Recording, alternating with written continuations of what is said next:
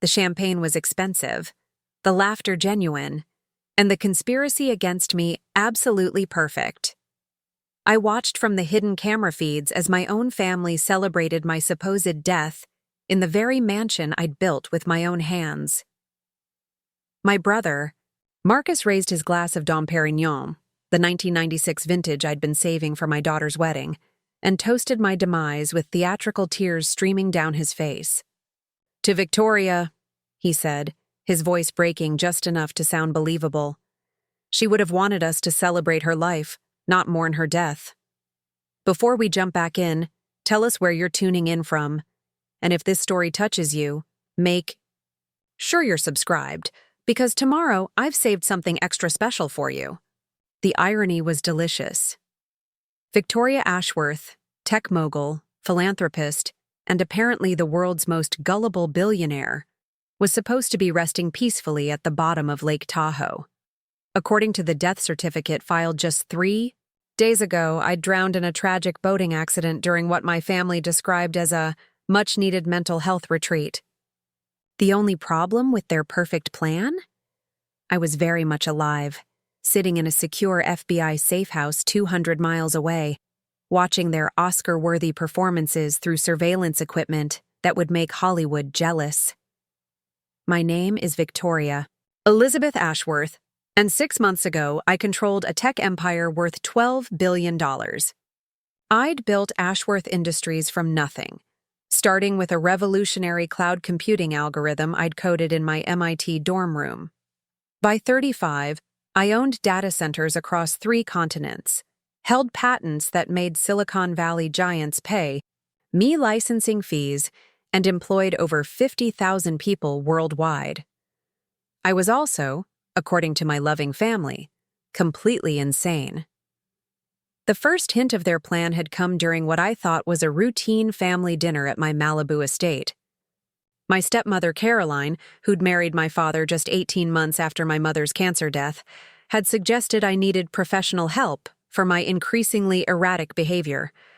Marcus, my younger brother by 4 years, had nodded solemnly while cutting his Wagyu beef. Victoria's been making concerning decisions lately. The Johannesburg expansion, the charity foundations, giving away so much money. Even my daughter Emma, just 22 and fresh from Harvard Business School, had joined their intervention. "Mom, you've been different since Grandpa died. Maybe some time away would help you process everything." I'd laughed then, thinking they were concerned about my grief. My father's death 3 months earlier had hit me harder than I'd expected. Howard Ashworth had built his own modest fortune in real estate, but more importantly, he'd taught me that family was everything. His final words to me in the hospital had been about protecting the family legacy, ensuring everyone was taken care of. How naive I'd been to think they shared his values. The boating accident had been staged with military precision. They'd rented a yacht under my name, used my credit cards for the transaction, and even had me sign what I thought were routine insurance updates, documents that would later support their claim that I'd been planning the trip for weeks. Preparing and narrating. This story took us a lot of time, so if you are enjoying it, like this video, it means a lot to us. Now back to the story. The morning of my supposed death, Marcus had picked me up at dawn for what he called a surprise family bonding experience. "Just you, me, and the open water," he'd said, flashing that charming smile that had gotten him out of trouble since childhood. Like when we were kids. But when we reached the marina, there were others waiting. Dr. Richard Steinberg, the family psychiatrist Caroline had insisted I see. 2 men I didn't recognize, introduced as medical professionals who specialized in intervention therapy, and Caroline herself, looking appropriately concerned in her black Chanel suit. "Victoria," Dr. Steinberg had said, his voice taking on that patronizing tone I'd grown to hate. "Your family is worried about you. They've noticed some concerning patterns in your behavior, and we think it would be best if you took some time to focus on your mental health." The pieces clicked together too late. The medical professionals weren't therapists. They were orderlies from a private psychiatric facility. The documents I'd signed weren't insurance forms, they were commitment papers. The family intervention wasn't about helping me, it was about having me declared mentally incompetent. But I hadn't built a tech empire by being weak. As they moved to escort me onto the yacht, I'd done what any reasonable billionaire would do when facing a hostile takeover of their own life. I'd activated the emergency protocol I'd built into my personal security system. For years, I'd worn what looked like an elegant diamond tennis bracelet. In reality, it was a sophisticated GPS tracker and emergency beacon designed by my own company's security division. One specific tap sequence would alert my personal security team, record audio from a hidden microphone, and begin streaming my location to a secure server. As Dr. Steinberg droned on about my need for intensive care, I tapped out the emergency sequence. Somewhere in downtown Los Angeles, my head of security, Jake Morrison, a former Navy SEAL who'd been personally loyal to me for over 8 years, was receiving an alert that his employer was in immediate danger. The yacht trip proceeded as planned. They administered what they claimed was a mild sedative to help with my anxiety. In reality, it was a powerful drug cocktail designed to make me compliant and confused. As the yacht reached the deepest part of Lake Tahoe, they explained their plan with chilling casualness. "You'll receive the best care at the Serenity Hills facility," Caroline had said, checking her Cartier watch. "Very private, very discreet. Perfect for someone in your condition." Marcus had patted my shoulder with fake brotherly concern. "The doctors say with proper treatment you might recover enough to make some basic decisions about your care. Of course, we'll handle the business side of things while you focus on getting better." Dr. Steinberg had added the final detail that made their conspiracy clear. "The commitment papers give your family full power of attorney during your treatment. Period. They'll ensure your assets are properly managed and your employees continue to receive paychecks." They'd planned to have me declared mentally incompetent, drain my accounts legally, and keep me sedated in a private facility until there was nothing left to steal. When I finally recovered years later, I'd find my empire stripped bare and my family tragically forced to liquidate everything to pay for my extensive medical care. It was brilliant, legal, and absolutely ruthless. It also required one critical element: making sure I disappeared completely before Jake or my security team could interfere. That's when the yacht captain, a man I'd never seen before, announced, "Engine trouble. We'll need to anchor here while I check the motor," he'd said, his performance almost believable. But while they prepared to transfer me to a waiting seaplane that would take me to Serenity Hills, my bracelet was broadcasting everything. Unknown to them, Jake had been tracking the yacht since we left the marina. More importantly, he'd contacted the one person I'd always told him to call if something happened to me. Special Agent Sarah Chen of the FBI's Financial Crimes Division, Agent. Chen and I had met 2 years earlier during an investigation into cybersecurity threats against major tech companies. She'd impressed me with her intelligence and integrity, and I'd made it clear that if anything ever happened to me under suspicious circumstances, she should be notified immediately. As Marcus and Caroline discussed the timing of announcing my tragic accident, Jake was already coordinating with Agent Chen to execute a rescue operation. The plan was simple: wait until they believed I was safely transferred to the psychiatric facility, then stage a dramatic intervention that would expose their entire conspiracy. But plans change. As the sedatives took stronger effect, and I felt consciousness slipping away, I heard Dr. Steinberg say something that changed everything. "The facility transfer is taking too long," he told Marcus. "We need to implement Plan B." Plan B, it turned out, wasn't just having me committed. Plan B was making sure I never survived the trip to Serenity Hills at all. They'd decided that $12 billion was worth more than keeping me alive, even as a drugged prisoner. The yacht captain produced diving equipment and a body bag. "The lake's deep here," he explained clinically. "Current will take her down to where the water's too cold for decomposition. She'll never surface. That's when I realized this wasn't just theft. It was murder. My last coherent memory was seeing Marcus take a selfie with my unconscious body, probably for their alibis. "Had such a wonderful day with my sister," he was saying to his phone camera. "She seemed so peaceful for the first time in months." I woke up 18 hours later in a federal safe house, attached to an IV and surrounded by FBI agents. Agent Chen sat beside my bed, her expression grim but relieved. "Welcome back to the land of the living," she said. Literally. Jake had found me barely breathing in the lake, my body weighted down with diving belts, but my emergency bracelet still transmitting. The FBI dive team had retrieved me just before hypothermia would have finished what the drugs started. Officially, Victoria Ashworth had drowned in a tragic accident. Unofficially, she was now a federal witness in one of the most audacious inheritance fraud cases in history. "They've already filed the death certificate," Agent Chen explained.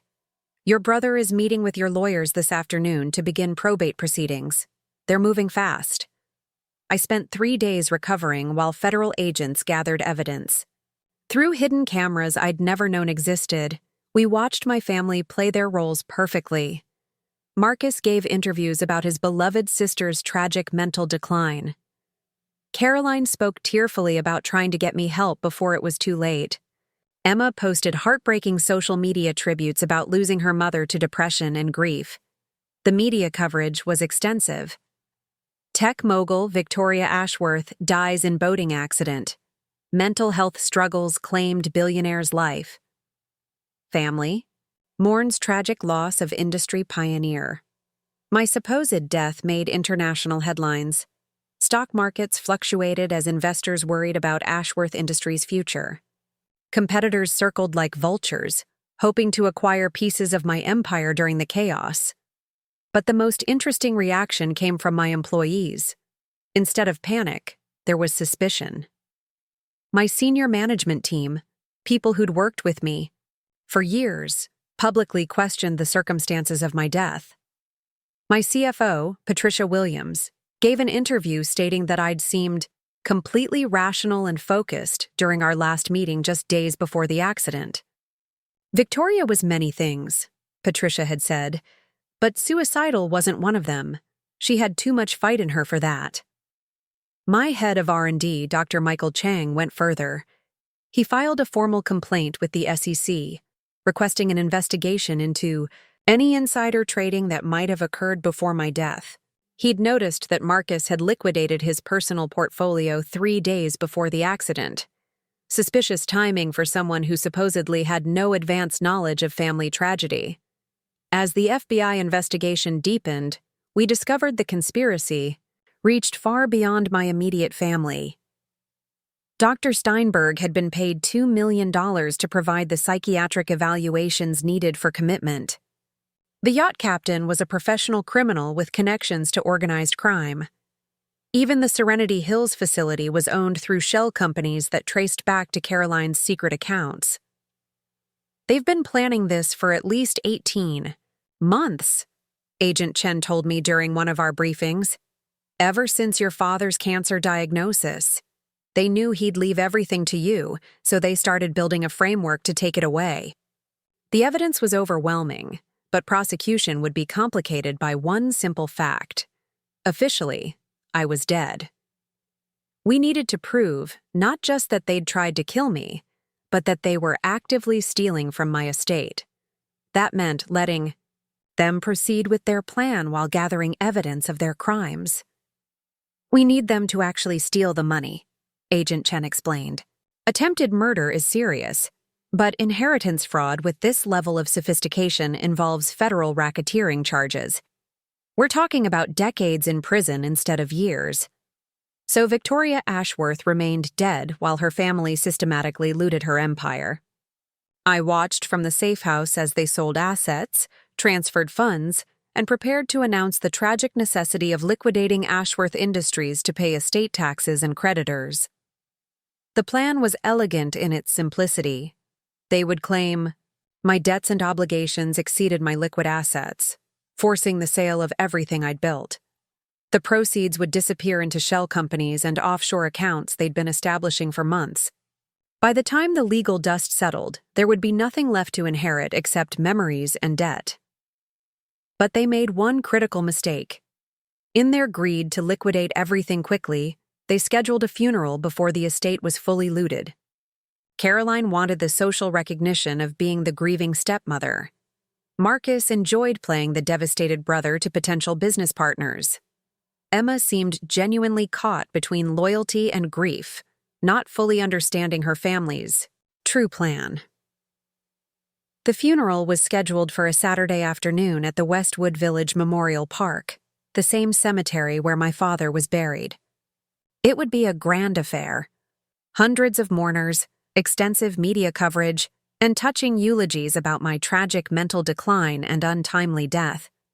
It would also be the perfect venue for Victoria Ashworth to return from the dead. As I reviewed the guest list Agent Chen had obtained, I felt a familiar surge of the strategic thinking that had built my empire. This wasn't just about revenge, it was about justice. Every employee who would lose their job when Ashworth Industries was liquidated. Every charity that would be cut off when my foundations were dissolved. Every innovation that would die when my research labs were shuttered.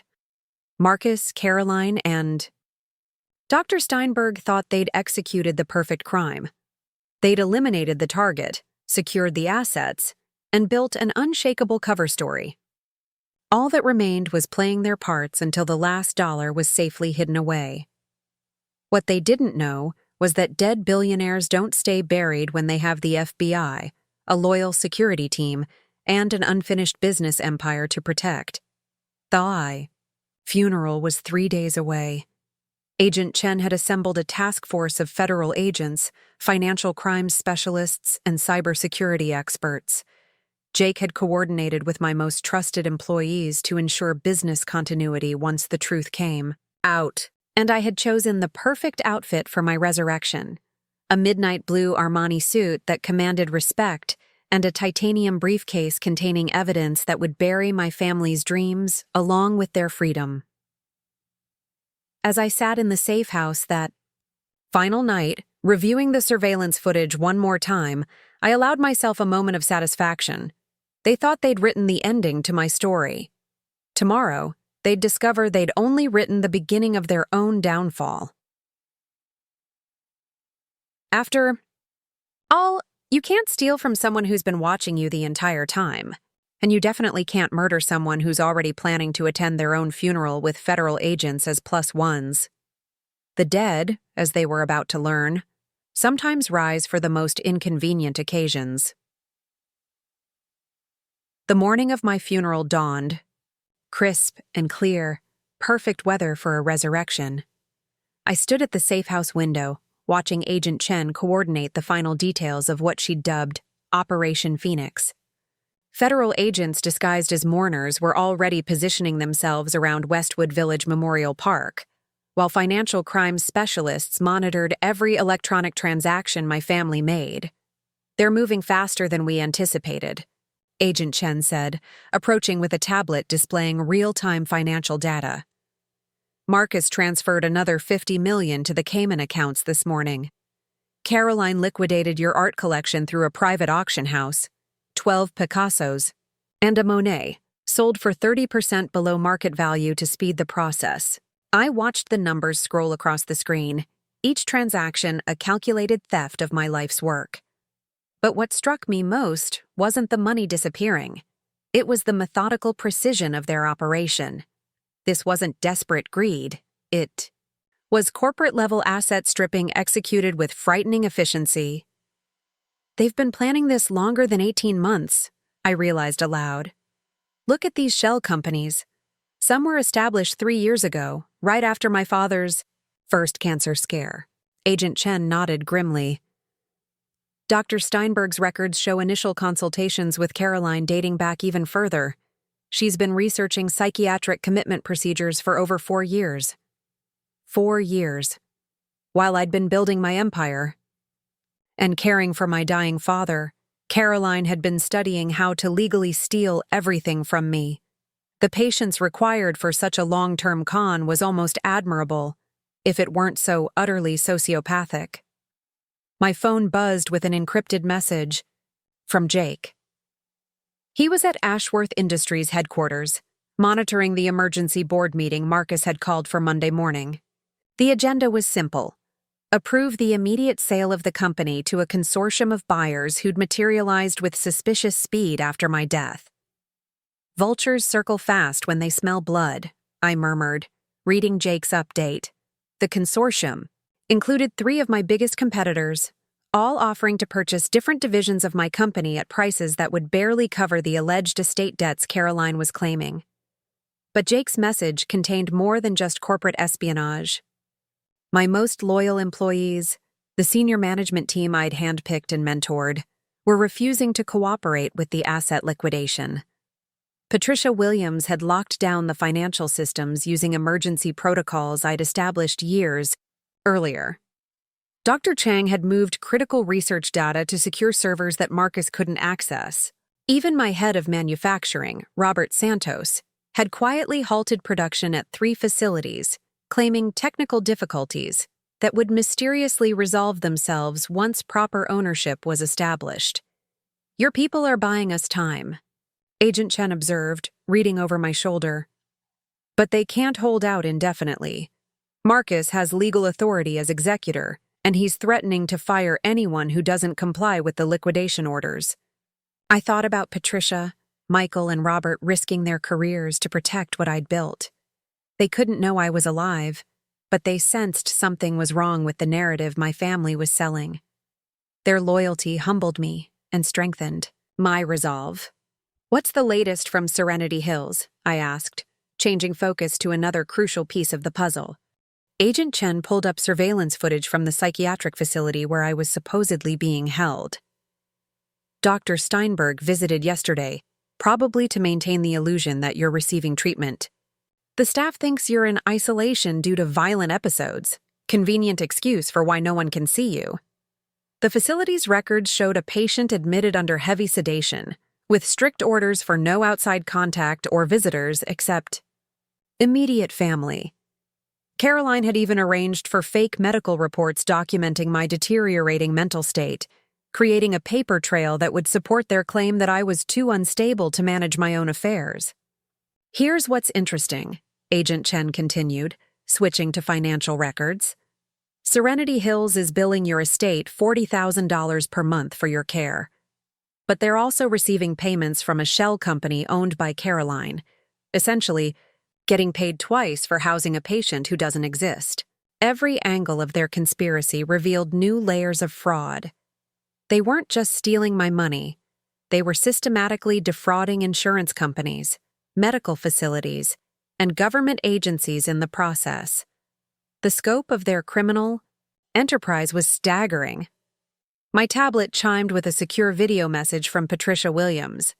She was calling from her personal car, parked in an underground garage to avoid surveillance. "Victoria, if you're somehow seeing this," she began, her voice tight with emotion. "Something's very wrong with this whole situation. Marcus is demanding access to the quantum encryption protocols you developed, claiming the buyers need them for due diligence. But those protocols are the crown jewels of our intellectual property. Releasing them would compromise every client's data security." She paused, glancing around nervously. "I've stalled for now, but he's threatening legal action. The board meeting Monday is a setup.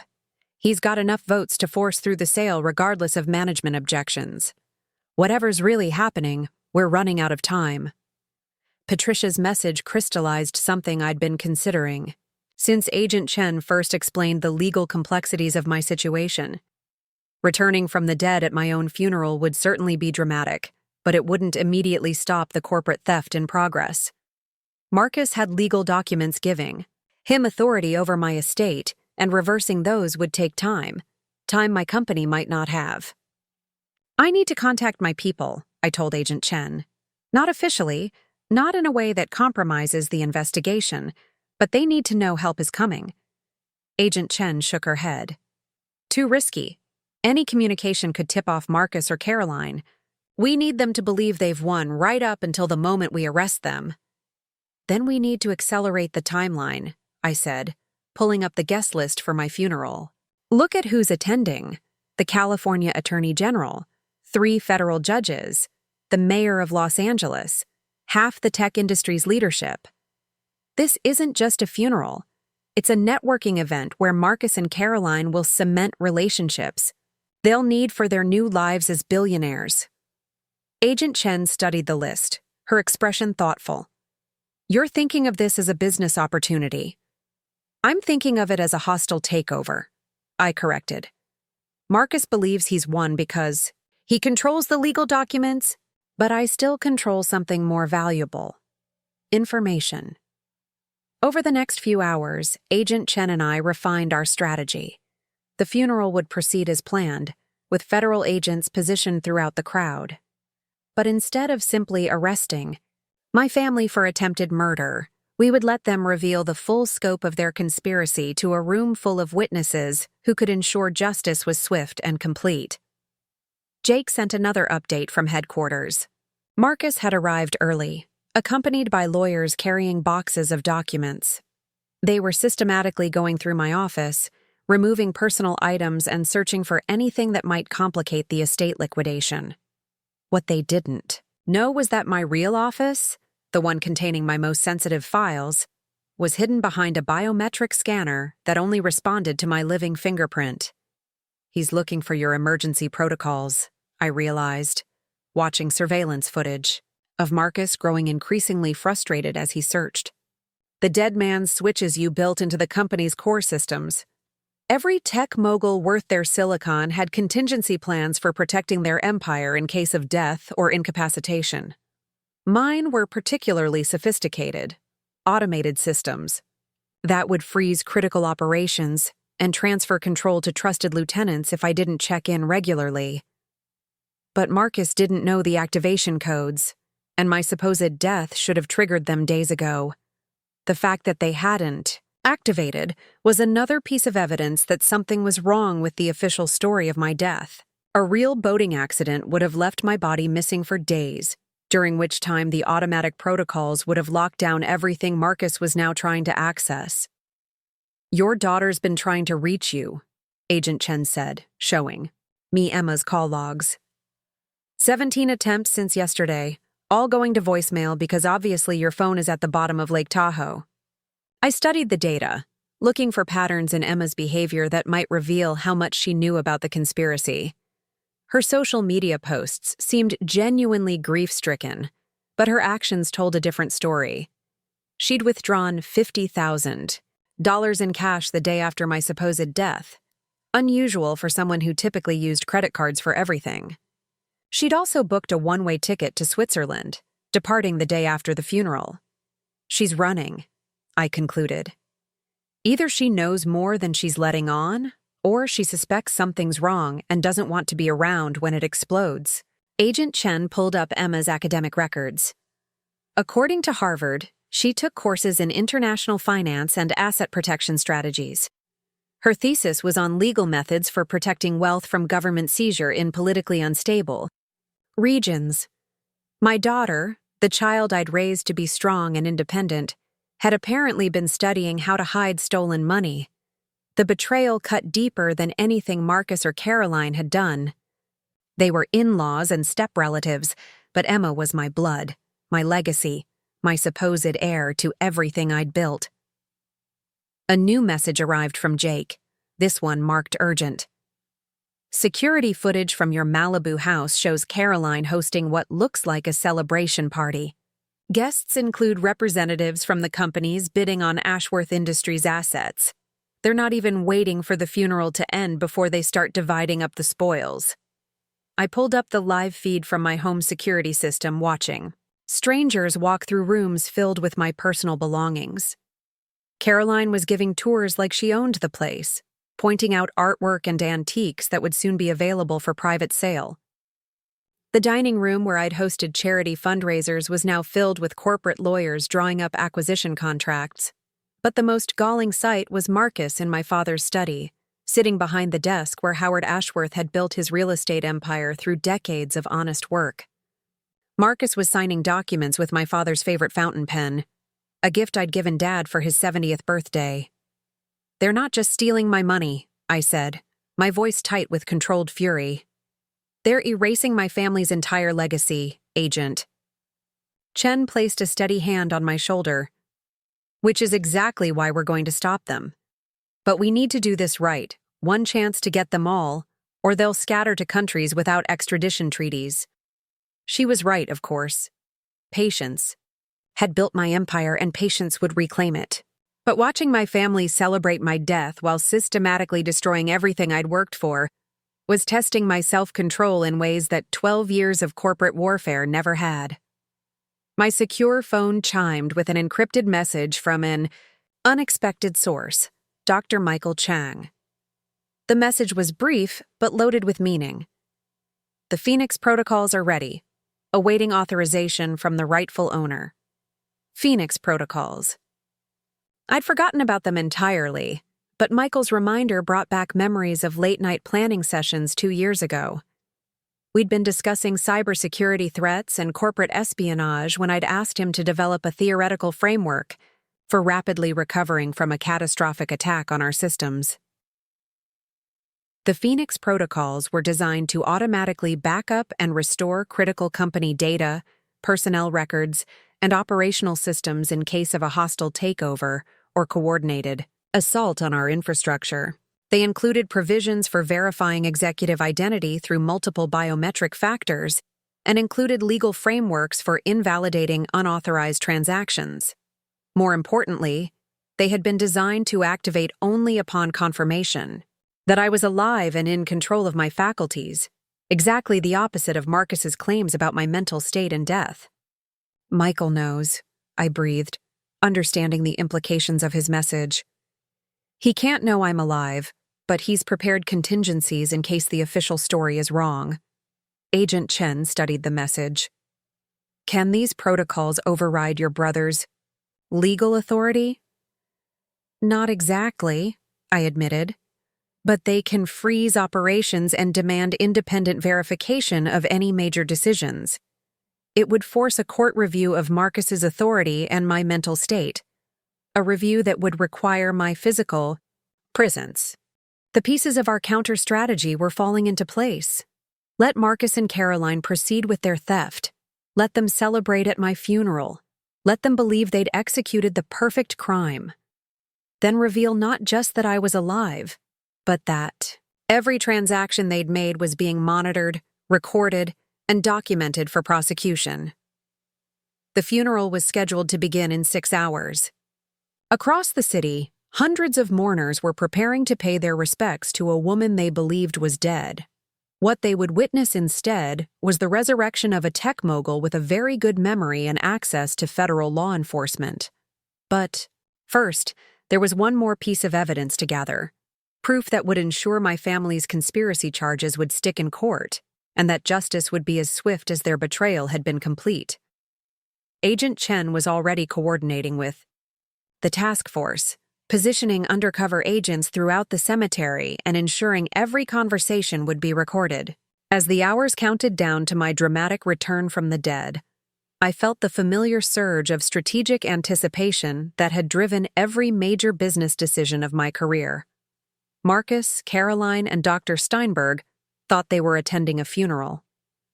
What they were actually walking into was the corporate equivalent of checkmate, a position where every move they'd made had been anticipated and every escape route had been systematically closed.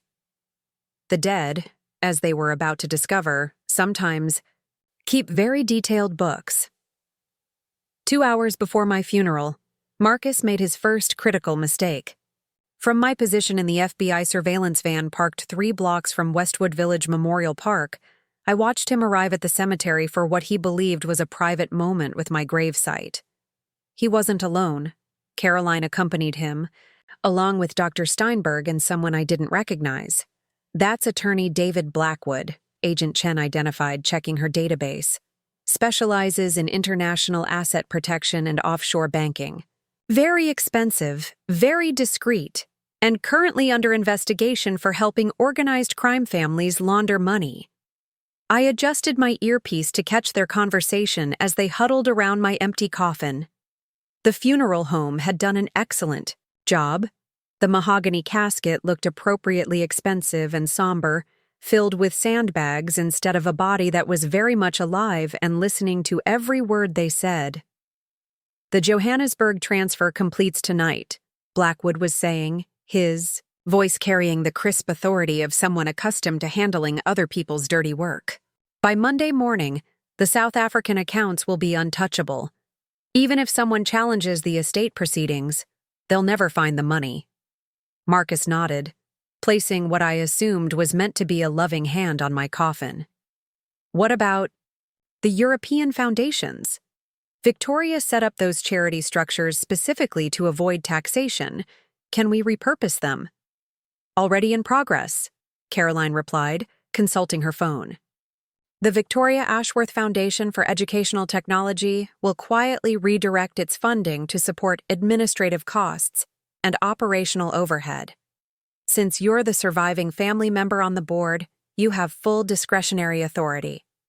Felt my jaw clench as I listened to them plan the theft of money I'd designated for scholarships and educational programs in underserved communities. Stealing from me was one thing. Stealing from children who needed those resources was something else entirely. Dr. Steinberg cleared his throat nervously. "What about the Serenity Hills situation? The facility is asking questions about the patient who supposedly doesn't exist. They want to arrange video calls with family members." "Handle it," Marcus said dismissively. "Tell them she's having violent episodes and can't be exposed to external stimuli. We just need to maintain the fiction for another few weeks until the estate is fully liquidated." Agent Chen was furiously taking notes while our technical team recorded every word. The conversation wasn't just providing evidence of ongoing fraud, it was revealing the full scope of their international money laundering operation. Blackwood pulled out a tablet, showing them what appeared to be account balances. "The Cayman transfers are complete. The Swiss accounts will be accessible once the death certificate is officially recorded. And the shell companies in Singapore are ready to receive the intellectual property assets." "Intellectual property assets?" I whispered to Agent Chen. "They're not just stealing money, they're selling my patents." She nodded grimly. "Those quantum encryption protocols your CFO mentioned, they're probably worth more than your liquid assets.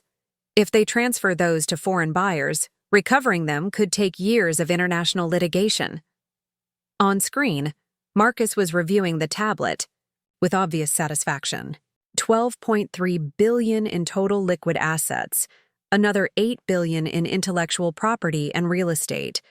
Within 60 days, every penny will be beyond the reach of American courts. Caroline adjusted her black funeral dress, checking her reflection in her phone camera. "Speaking of which, we should prepare for our performances. The media will be watching today.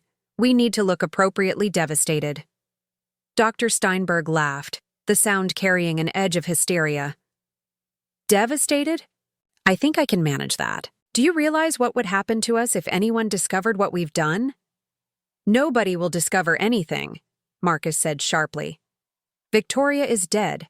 Her body is at the bottom of Lake Tahoe, weighted down where it will never surface.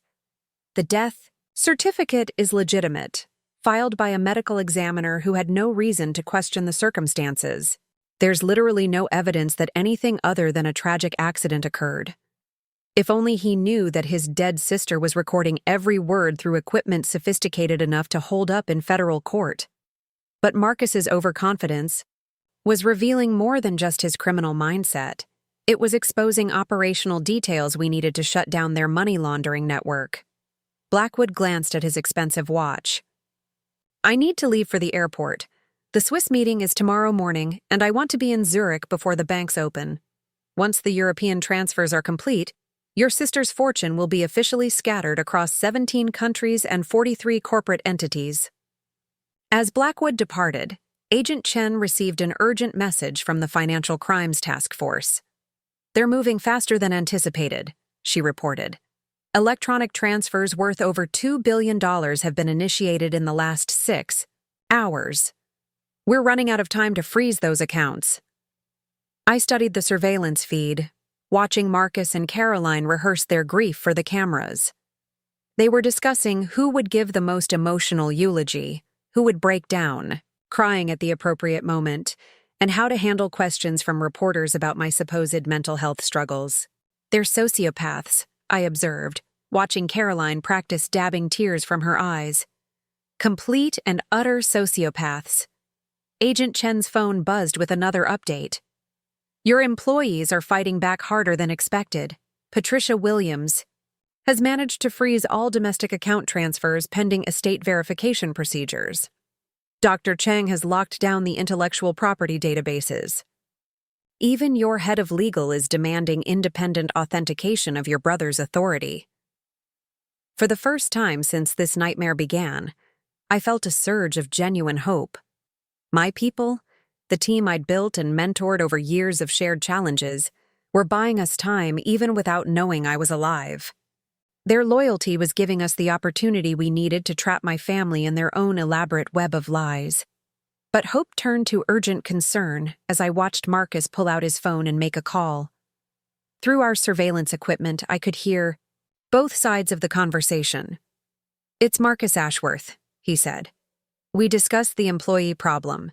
Yes, I'm authorizing you to proceed with the termination plan." The voice on the other end was unfamiliar but professional. "All three executives, Williams, Chung, and Santos?"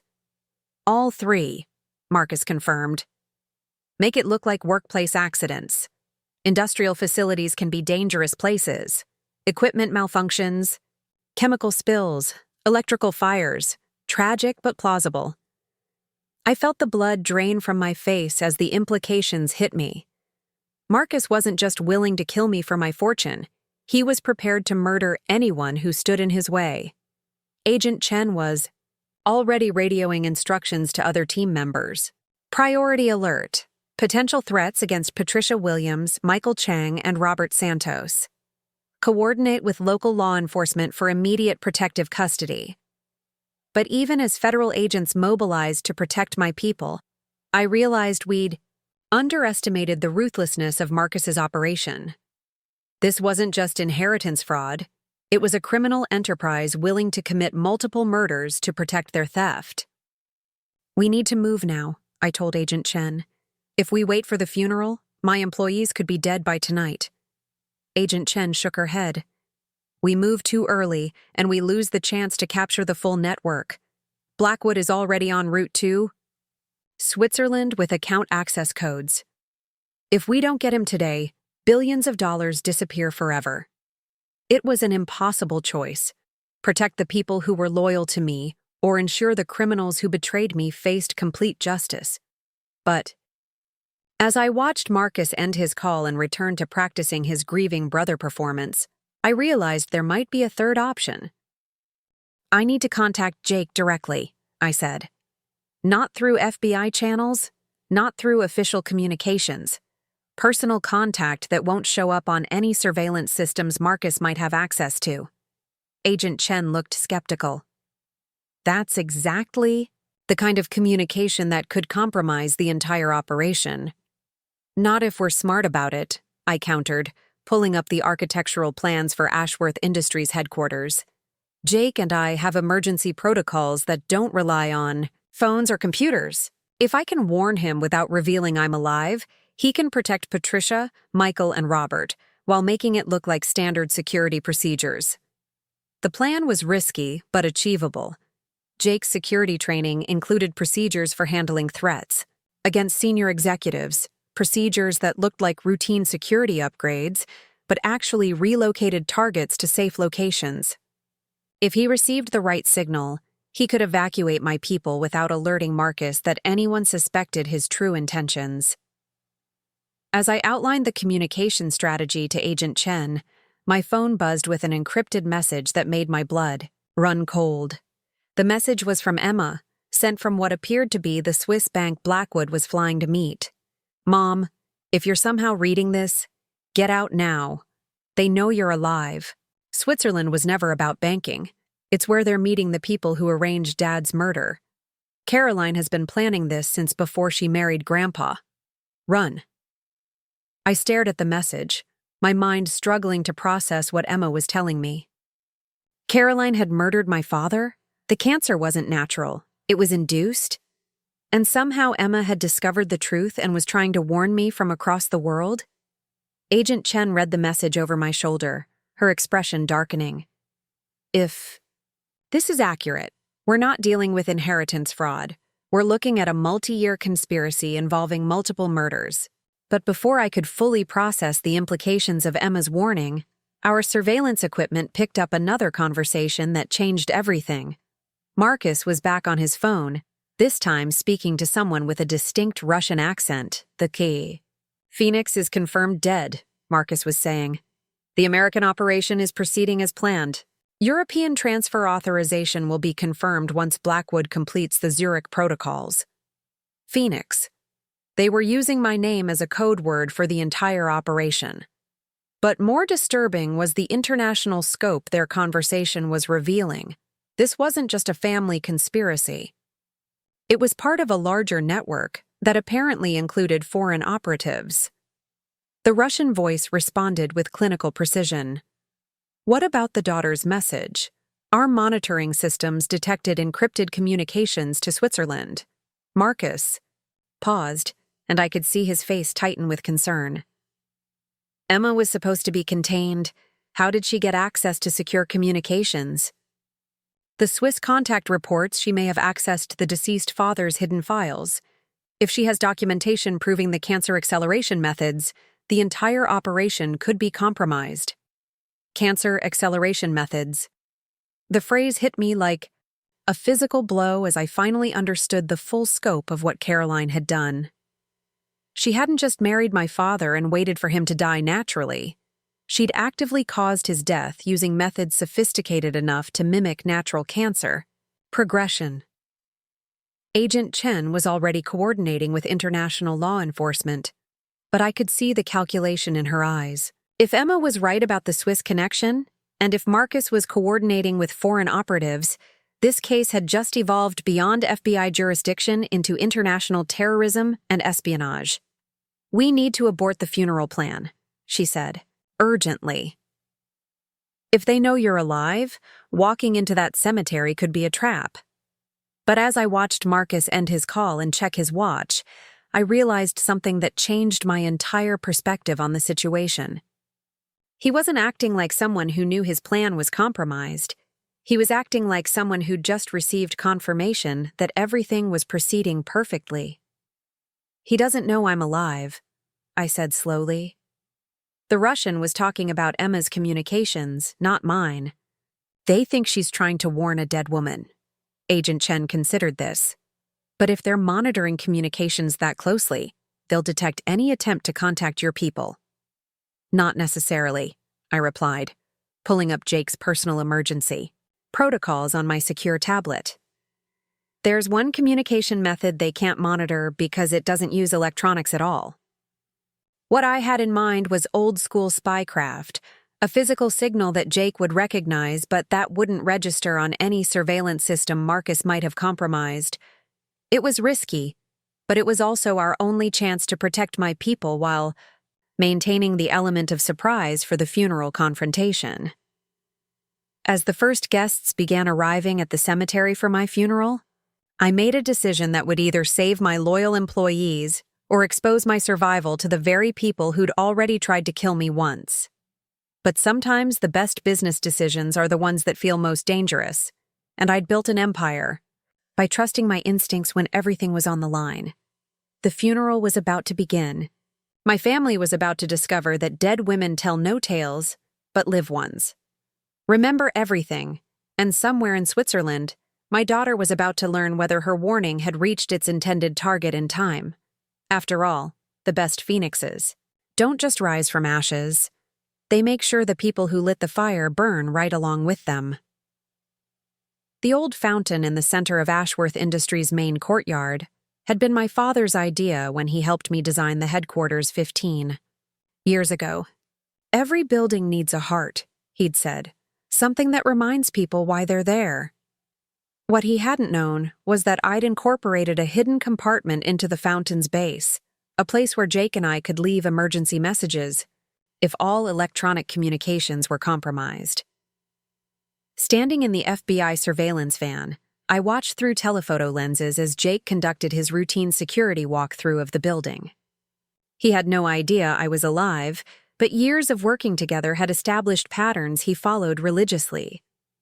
Every day at 2 p.m., he checked the fountain for what he told other security staff was debris and maintenance issues.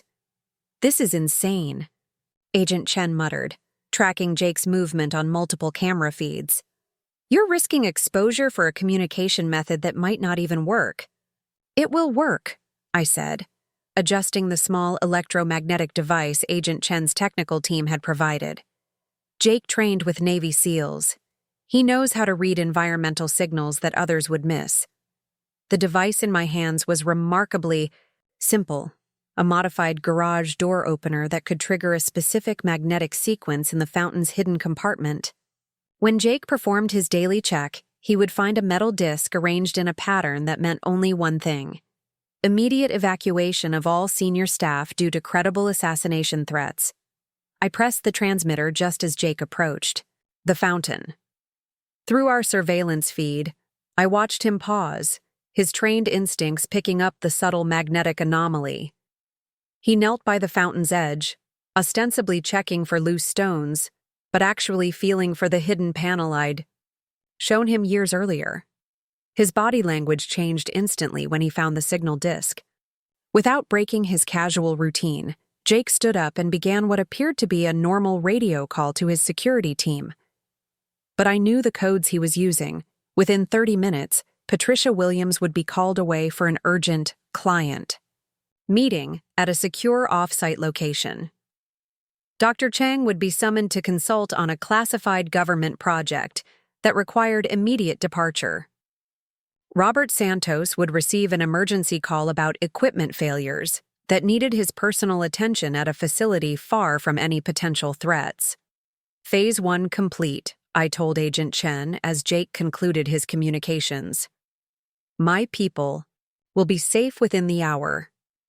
But even as I spoke, new intelligence was flowing in from the FBI's International Task Force. Agent Chen's secure phone buzzed with updates that made my successful warning signal feel like a minor victory in an increasingly complex war. The Swiss intelligence service has intercepted communications between Blackwood and a group called the Meridian Collective, Agent Chen reported, reading from her encrypted messages.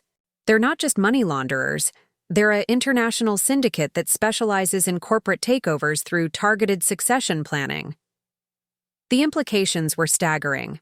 My family hadn't just conspired to kill me for my money. They'd hired professional corporate assassins who made their living by eliminating business leaders and installing puppet successors. The Meridian Collective had apparently perfected the art of inheritance fraud on a global scale. How many other victims? I asked, though I wasn't sure I wanted to know the answer. Agent Chen scrolled through intelligence files that painted a horrifying picture. 17 confirmed cases over the past 8 years.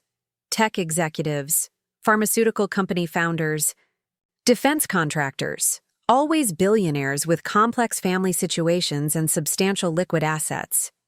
The pattern was consistent and terrifying. The Meridian Collective would identify wealthy individuals with vulnerable succession plans, then work with family members to eliminate the primary inheritor through methods designed to look like accidents, suicides, or natural deaths. Caroline wasn't just a gold-digging stepmother. She was a professional operative in a murder-for-hire organization. Your father was their entry point, Agent Chen continued, pulling up timeline data. Howard Ashworth met Caroline at a charity gala that the Meridian Collective sponsors. Everything about their relationship was planned from the beginning. I thought about my father's whirlwind romance with Caroline, how quickly she'd integrated herself into our family, how naturally she'd assumed the role of concerned stepmother. Every milestone of their relationship had been calculated to position her for maximum access to family assets and decision-making authority. My secure phone chimed with an urgent message from Jake. Packages delivered safely. Unexpected visitors asking questions about building security. Recommend accelerated timeline. Unexpected visitors. Marcus's assassination team was already at my headquarters, probably frustrated to discover that their targets had mysteriously vanished. But their presence meant we were running out of time before they realized someone had warned my employees. "We need to move now," I told Agent Chen. "If Marcus discovers that his hit squad failed, he'll know someone tipped them off." Agent Chen was coordinating with multiple federal agencies through her secure communication system. International Task Force is in position. Swiss authorities are ready to arrest Blackwood as soon as he attempts to access the banking protocols. Russian intelligence is cooperating to track down the Meridian Collective's Eastern European operations. But cooperation between international agencies was a slow process, while Marcus and Caroline were operating with the speed of people who knew they were racing against time. Through our surveillance feeds, I could see the first funeral guests arriving at Westwood Village Memorial Park, prominent figures from business, politics, and technology, all coming to pay their respects to a woman they believed was dead. "There's something else," Agent Chen said, her voice carrying a note of concern. "Emma's communications from Switzerland have stopped. The last message our international monitoring picked up suggested she was being pursued by Meridian operatives. My daughter, the child I'd raised to be strong and independent, was alone in Switzerland, possibly being hunted by the same people who'd killed my father and tried to kill me. The maternal instincts that had driven every major decision of my adult life were screaming at me to abandon the FBI operation and fly to Europe immediately. But Agent Chen was already anticipating my reaction. "She's safer than you think," she said, pulling up satellite surveillance footage from Zurich. "Emma didn't just stumble onto evidence about the Meridian Collective. She's been building her own case for months. Look at this. The surveillance showed Emma meeting with Swiss banking officials, European law enforcement, and what appeared to be investigative journalists. She wasn't running from the conspiracy. She was actively working to expose it from the inside. Her Harvard thesis on asset protection wasn't academic research, I realized. She was studying the Meridian Collective's methods to understand how they operate." Agent Chen nodded. "Emma's been feeding information to multiple intelligence agencies while maintaining her cover as a grieving daughter preparing to inherit her mother's fortune. She's the reason we identified the international scope of this operation so quickly." Pride mixed with concern as I watched my daughter coordinating with law enforcement officials who clearly respected her intelligence and preparation. Emma had inherited more than just my business instincts. She'd developed the strategic thinking necessary to outmaneuver professional criminals. But pride turned to alarm as I noticed new activity in our surveillance feeds from the cemetery. Marcus and Caroline had arrived early, accompanied by a security detail that looked far more professional than typical funeral protection. These weren't local bodyguards. They were the same type of operatives who'd tried to kill me at Lake Tahoe. "They're expecting trouble," Agent Chen observed, watching the operatives take positions around the cemetery. "Someone tipped them off that their operation might be compromised. Through facial recognition software, we identified 3 of the security personnel as known associates of the Meridian Collective. They weren't there to protect Marcus and Caroline. They were there to eliminate any threats to the operation, including law enforcement officers who might be investigating too closely." "This isn't a funeral anymore," I said, watching more operatives take concealed positions throughout the cemetery. "It's a trap designed to eliminate anyone who might expose their conspiracy."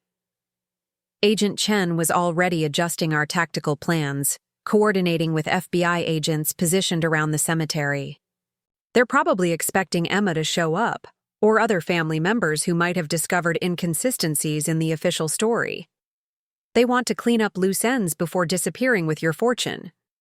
But as I studied the surveillance feeds, I noticed something that changed my understanding of the entire situation.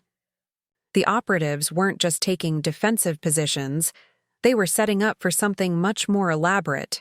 Surveillance equipment, communication jammers, even what appeared to be explosive devices concealed around the cemetery perimeter.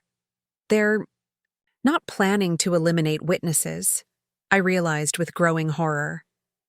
They're planning to eliminate everyone at the funeral.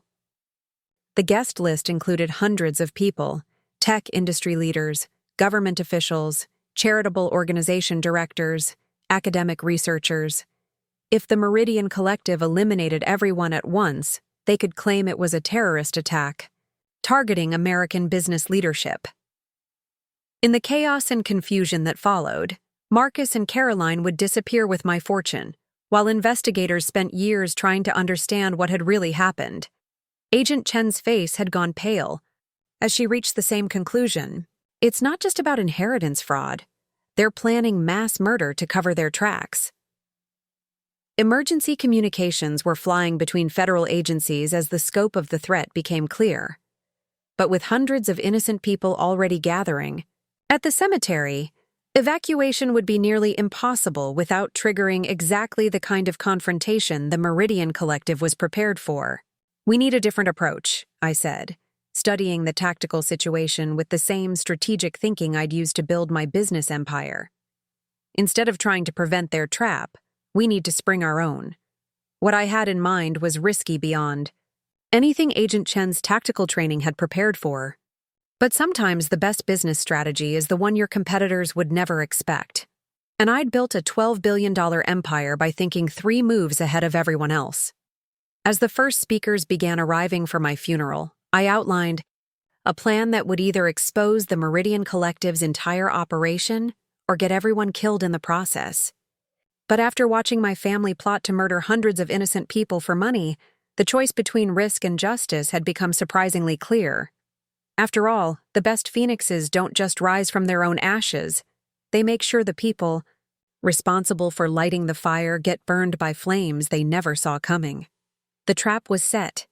The operatives were in position, and somewhere in Switzerland, my daughter was about to discover whether her mother's resurrection would be salvation or the final disaster in a conspiracy that had already claimed too many lives. Time to find out if dead billionaires could still change the world. My plan was elegantly simple in concept and terrifyingly complex in execution. Instead of disrupting the Meridian Collective's trap, we would let them spring it while simultaneously broadcasting their confession to every law enforcement agency in the world. But first, I needed to access something I'd built into Ashworth Industries years ago, a system so secret that even Jake didn't know its full capabilities. The Phoenix Protocol isn't just company data recovery, I explained to Agent Chen as we reviewed building schematics on my secure tablet. It's a comprehensive surveillance and broadcast system I designed after receiving death threats from corporate competitors. Every major business facility I own has hidden recording equipment that can be activated remotely. Agent Chen studied the technical specifications with growing amazement. You've essentially built a private intelligence network spanning 3 continents, 17 countries, 43 facilities, and over 300 hidden surveillance points, I corrected, including real-time satellite uplinks that can broadcast simultaneously to multiple government agencies, news organizations, and social media platforms. What I'd never told anyone, not Jake, not my senior management team, not even my father, was that the Phoenix Protocol included surveillance capabilities at locations far beyond my corporate properties. Using shell companies and charitable foundations, I'd quietly installed monitoring equipment at venues where I frequently conducted business: hotels, conference centers, private clubs, and yes, the cemetery where my father was buried. Westwood Village Memorial Park received a generous donation 3 years ago for security improvements, I said, pulling up the installation records. Those security cameras aren't just for preventing vandalism. They're part of a mesh network that can detect, record, and broadcast any activity within a 2-mile radius. Agent Chen was rapidly recalculating our tactical options. If you can activate surveillance from here, we can record everything the Meridian operatives do while maintaining safe distance. But how do we ensure the recordings reach the right people if they're jamming communications? Quantum entanglement relay, I replied, showing her the technical specifications that had made my encryption patents worth billions. The surveillance data doesn't transmit through conventional electromagnetic spectrum. It uses paired quantum particles to instantly communicate with receiving stations regardless of electronic interference. The quantum relay system was theoretical when I'd first designed it, but Dr. Chang's research team had made it operational 18 months ago. The applications for secure government communications were obvious, but I'd quietly installed prototype systems in my most sensitive facilities as an insurance policy against exactly this type of situation. My God, Agent Chen breathed, understanding the implications. Even if they destroy every conventional communication system in the area, your quantum relay will still broadcast their activities to intelligence agencies worldwide. But activating the Phoenix Protocol required my personal biometric authentication, palm print, retinal scan, and voice recognition that had to be performed simultaneously. The nearest authentication terminal was built into what appeared to be a decorative memorial plaque at my father's gravesite, less than 50 yards from where Marcus and Caroline were currently positioning themselves for my funeral. You'd have to walk into the middle of their operational zone, Agent Chen said, studying the cemetery layout. With professional assassins positioned throughout the area, that's essentially suicide. Not if they don't know who they're looking at, I replied, pulling out the disguise materials Agent Chen's team had prepared. Marcus and Caroline expect to see a grieving daughter attending her mother's funeral. They won't be looking for a tech executive preparing to expose their conspiracy. The disguise was more than just physical appearance. It was a complete identity transformation. Dark hair instead of my natural blonde, contact lenses that changed my eye color, and subtle prosthetics that altered my facial structure enough to fool facial recognition software. More importantly, I would be wearing clothing and accessories that conveyed grief and vulnerability rather than confidence and authority. As Agent Chen's team helped me prepare, urgent updates continued flowing in from international law enforcement. Emma had made contact with Swiss authorities and was providing real-time intelligence about Blackwood's meeting with Meridian Collective leadership. The European task force was preparing to arrest the entire Swiss operation simultaneously with our action at the cemetery. Emma's confirmation came through, Agent Chen reported, reading encrypted messages from Zurich. Blackwood isn't just moving money. He's delivering activation codes for sleeper agents throughout the American tech industry. The Meridian Collective has been placing operatives in key positions for years. The scope of the conspiracy was staggering. How many other tech executives had been eliminated by people they trusted? How many corporate accidents and sudden deaths had actually been professional assassinations? The Meridian Collective had apparently been systematically targeting American business leadership with methods so sophisticated that law enforcement had never recognized the pattern. There's more, Agent Chen continued. Emma found evidence that they're planning to eliminate 12 more tech leaders over the next 6 months. Your murder was just the beginning of a larger operation to destabilize American technological supremacy. I thought about my colleagues in Silicon Valley. Brilliant innovators who'd revolutionized everything from artificial intelligence to space exploration. The idea that they were being systematically hunted by foreign operatives using corrupted family members as weapons made my personal situation feel like part of a much larger war.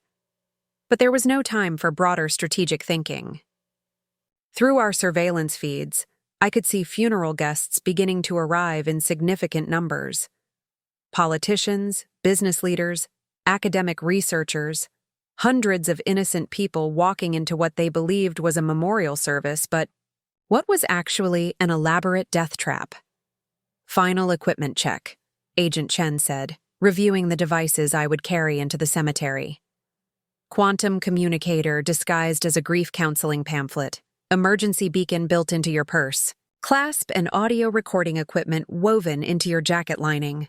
More importantly, I carried a small device that would allow me to activate not just the Phoenix Protocol, but every emergency system I'd built into my corporate empire over the past decade. If something went wrong during the cemetery operation, at least my loyal employees would have access to evidence that could expose the conspiracy and protect other potential victims. As I prepared to leave the FBI van, Agent Chen grabbed my arm. "Victoria, if they recognize you before you reach the authentication terminal, there won't be anything we can do to help. Are you sure about this?" I thought about my father's final words in the hospital. Protect the family legacy. Ensure everyone is taken care of. At the time, I'd assumed he meant my immediate family. Now I understood he'd been talking about something much larger.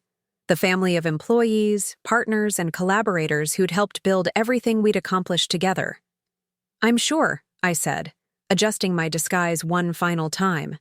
"Besides, I've been dead for almost a week. Today I find out if resurrection is everything it's supposed to be." The walk from the FBI van to the cemetery entrance felt like the longest 50 yards of my life.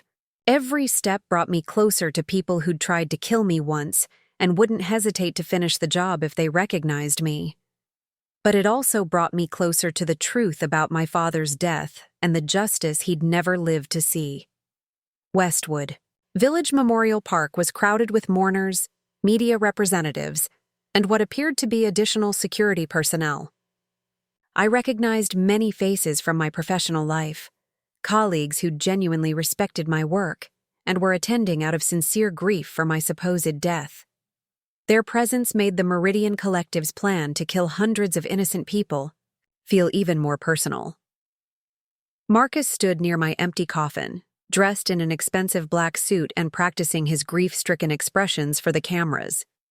Caroline was working the crowd like a skilled politician, accepting condolences while subtly directing people toward seating arrangements that would maximize casualties when their operation began. But what struck me most was how normal everything looked. Funeral programs, flower arrangements, a sound system for the eulogies, all the traditional elements of a memorial service, while professional assassins positioned themselves to commit mass murder. The Meridian Collective had perfected the art of hiding monstrous crimes behind conventional facades. I moved through the crowd carefully, staying in character as a devastated daughter while scanning for Meridian operatives. Agent Chen had provided photographs of known collective members, and I identified at least 6 positioned throughout the cemetery. They weren't trying to hide. They were presenting themselves as additional security for a high-profile funeral. The authentication terminal was hidden beneath a bronze memorial plaque honoring beloved family members who continue to inspire us. I knelt beside my father's grave, ostensibly to place flowers, but actually to position my palm against the concealed scanner. The device recognized my biometric signature immediately, and I felt a subtle vibration confirming that the Phoenix protocol was initializing. Through my quantum communicator, I received confirmation that surveillance systems across my entire corporate network were coming online. In data centers from California to Singapore, quantum relay stations were establishing connections that would broadcast everything happening at the cemetery to intelligence agencies worldwide. But as I stood up from my father's grave, I noticed Marcus watching me with an expression I'd never seen before, not grief or concern, but calculating assessment. For a moment, our eyes met across the crowded cemetery, and I saw recognition begin to dawn in his face. He knew. Somehow, despite my disguise and careful movement through the crowd, my own brother had recognized me. The element of surprise that our entire operation depended upon had just evaporated. Marcus pulled out his phone, undoubtedly alerting the Meridian operatives that their primary target was alive and present at the funeral. Within seconds, 6 professional assassins would be converging on my position, while hundreds of innocent mourners remained unaware of the danger surrounding them. The Phoenix protocol was active. Quantum relay stations were broadcasting our location to federal agencies worldwide, and Emma was coordinating with international law enforcement to simultaneously arrest Meridian Collective leadership across 3 continents. But success or failure now depended on whether a supposedly dead tech mogul could outmaneuver professional killers long enough for her own resurrection to trigger the evidence that would destroy them all. The funeral was about to begin. My cover was blown. And somewhere, in the crowd, Caroline was probably receiving confirmation that the daughter she'd tried to murder was very much alive and extremely dangerous to their operation. Marcus's phone call lasted exactly 37 seconds. I knew because the Phoenix Protocol was now tracking every electronic signal within a 2-mile radius. As he ended the call, I watched him scan the crowd with the methodical precision of someone coordinating a military operation. He wasn't just looking for me anymore. He was positioning his pieces for endgame. The Meridian operatives began moving through the funeral crowd like sharks sensing blood. Their movement patterns were professional and terrifying, creating a closing perimeter while maintaining the appearance of routine security. But what they didn't know was that every step, every gesture, every whispered communication was being recorded by surveillance systems they couldn't detect and transmitted to intelligence agencies they couldn't compromise. Through my quantum communicator, I received an urgent update from Agent Chen. International Task Force confirms simultaneous operations launching in 14 minutes. European arrests coordinated with your signal. Whatever you're planning, you have 14 minutes before global exposure. 14 minutes to spring the trap that would either destroy the Meridian Collective or get everyone at the funeral killed in the process. I moved through the crowd toward the speaking platform, maintaining my disguise while calculating tactical options with the same strategic thinking that had built my empire. Caroline was at the podium, preparing to deliver what would undoubtedly be a masterpiece of manipulative theater, the grieving stepmother's tribute to her beloved stepdaughter. But as I drew closer, I could see something in her posture that hadn't been there during our surveillance. She looked tense, almost nervous, constantly glancing at her phone. The reason became clear when I intercepted her encrypted communications through the Phoenix Protocol. Messages were flowing between Caroline and operatives I didn't recognize. Not Meridian Collective standard personnel, but what appeared to be a completely separate group. Secondary containment protocols active, one message read. Primary asset neutralization confirmed for 1430 hours. Primary asset neutralization. They weren't just planning to kill me. They were planning to eliminate Marcus as well. The Meridian Collective was cleaning house, removing everyone who could connect them to the American operation. Caroline wasn't just a co-conspirator. She was the control agent preparing to eliminate her own accomplices. I felt a surge of bitter satisfaction as I realized Marcus had no idea he was walking into his own execution. The brother who'd tried to murder me for money was about to discover that professional criminals don't leave loose ends alive to spend their stolen fortunes. But satisfaction turned to strategic opportunity as I understood the implications. If Caroline was planning to eliminate Marcus during the funeral, that meant she had additional operatives positioned beyond the ones we'd identified. The cemetery was more heavily infiltrated than anyone realized, which created both additional danger and additional evidence for prosecution. Through the quantum relay, I sent a coded message to Agent Chen. Secondary hostile force identified. Caroline eliminating co-conspirators. Expanding surveillance to full spectrum.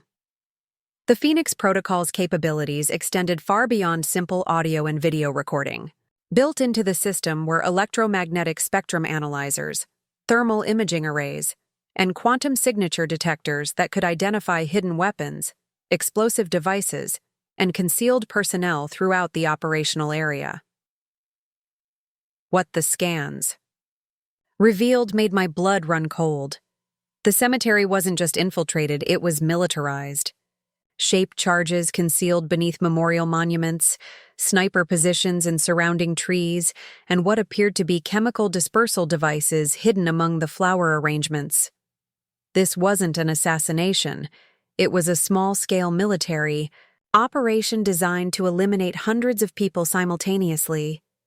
But the most shocking discovery was the thermal imaging data showing Caroline wearing what appeared to be body armor beneath her funeral dress. She wasn't planning to be a victim of the mass casualty event. She was planning to survive it and emerge as the tragic sole survivor who could tell authorities whatever story the Meridian Collective wanted them to believe. I adjusted my position to get closer to the speaking platform while transmitting detailed surveillance data to every law enforcement agency with Phoenix Protocol access. The quantum relay was providing real-time intelligence to FBI, CIA, Interpol, and military special operations units across 3 continents. Caroline began her eulogy with perfect theatrical timing, her voice carrying just the right amount of grief and strength. Victoria Ashworth was more than a stepdaughter to me. She was the brilliant, driven woman who showed us all what was possible when courage meets opportunity. The irony was nauseating. As Caroline spoke about my supposed virtues, thermal imaging showed her touching a concealed device that appeared to be a dead man's switch. If anything happened to her before she was ready to trigger the operation, the explosive devices would activate automatically. But thermal imaging also revealed something Caroline couldn't have anticipated. Several funeral guests were wearing similar devices. Not explosive triggers, but what appeared to be protective equipment. Some of the mourners weren't innocent victims. They were undercover law enforcement officers who'd infiltrated the ceremony just as I had. Through facial recognition analysis, the Phoenix Protocol identified at least 12 federal agents, 8 international intelligence operatives, and what appeared to be 6 military special operations personnel scattered throughout the crowd. The funeral had become a covert battlefield, with professional operators on multiple sides, all waiting for someone to make the first move.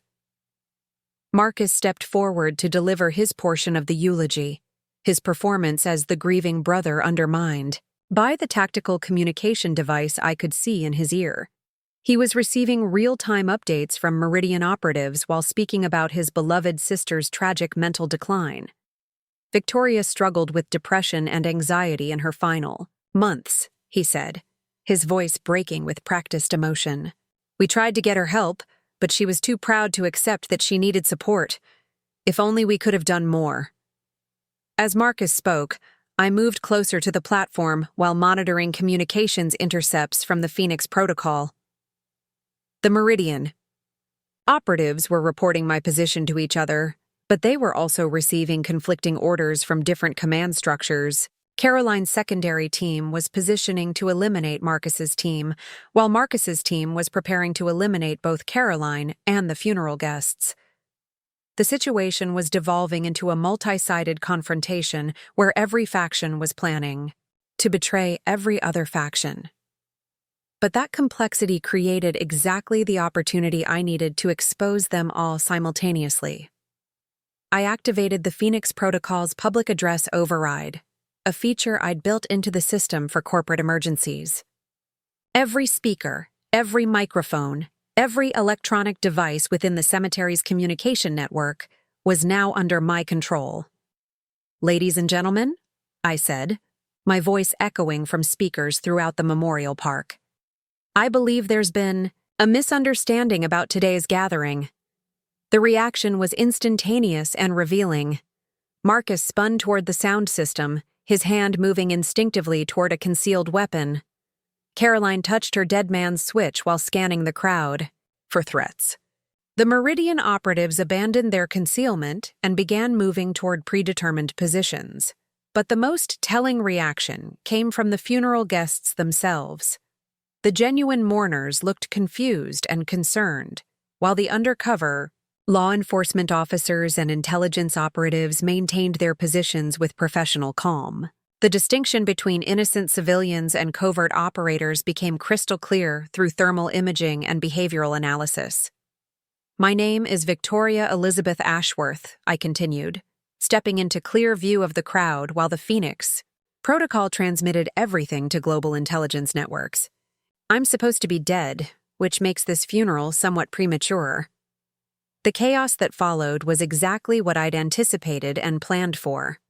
Marcus shouted orders to operatives who were already moving to eliminate witnesses. Caroline triggered communication protocols that should have activated explosive devices throughout the cemetery. Meridian Collective personnel revealed themselves by drawing weapons and attempting to establish firing positions. But the Phoenix Protocol had been designed for exactly this type of scenario. Electromagnetic pulse generators concealed throughout. The cemetery activated simultaneously, disabling all electronic devices except the quantum-shielded Phoenix systems. The explosive devices Caroline was trying to trigger became inert chunks of metal and plastic. Communication jamming equipment became useless electronic debris. In the span of 15 seconds, every weapon, every explosive, every tactical advantage the Meridian Collective possessed was neutralized by technology they didn't understand and couldn't counter. "The woman you know as Caroline Ashworth," I announced through speakers that continued functioning despite the electromagnetic pulse, "is actually Agent Helen Morrison of the Meridian Collective, an international murder syndicate that has been systematically eliminating American business leaders for the past 8 years. Through thermal imaging, I watched Caroline's body language shift from grief-stricken widow to professional operative. She was reaching for backup weapons while signaling to secondary teams positioned beyond the cemetery's perimeter. My brother, Marcus, I continued, hired the Meridian Collective to have me declared mentally incompetent and murdered so he could steal my company and assets.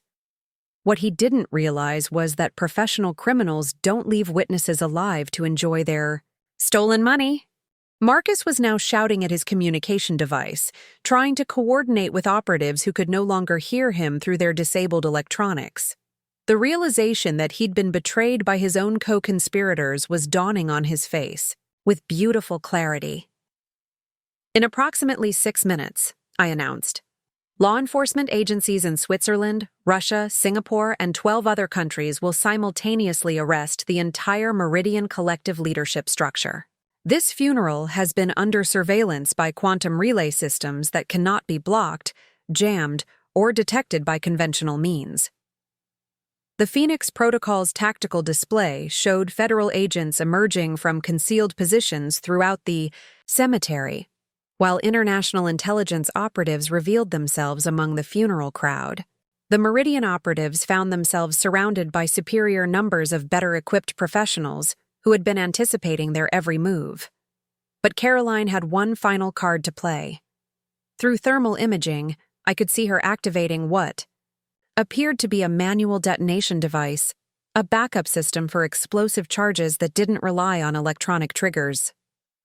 "Victoria!" she screamed, her grief-stricken stepmother persona completely abandoned.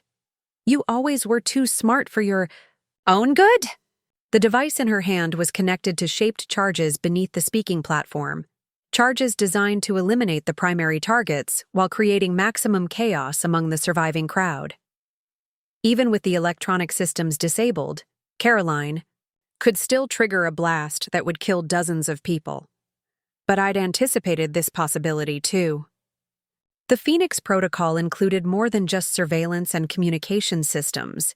It included defensive measures I'd designed specifically for protecting against assassination attempts.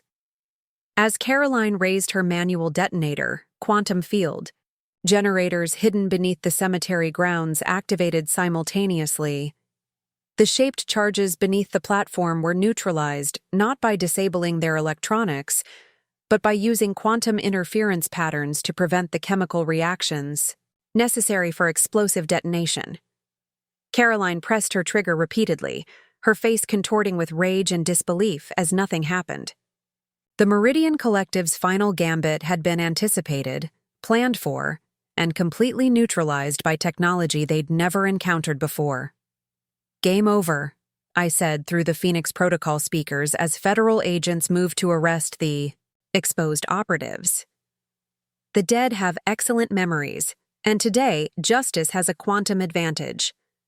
As handcuffs clicked around Marcus's wrists, and Caroline was restrained by agents who'd been waiting months for this opportunity, I allowed myself a moment of satisfaction. The conspiracy that had killed my father and tried to steal my life's work was ending exactly where it had begun, with a family gathering where everyone learned who could really be trusted. But the arrests at the cemetery were just the beginning.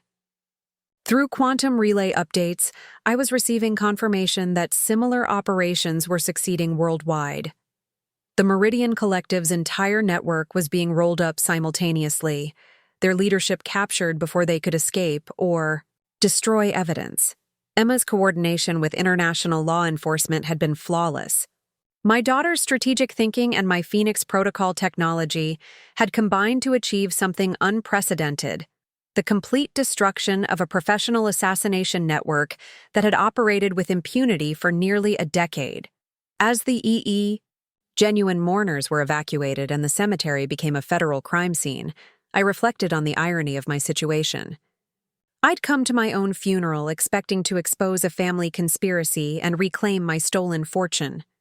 Instead, I'd helped dismantle an international murder syndicate and prevented a mass casualty terrorist attack. Not bad for someone who was supposed to be dead.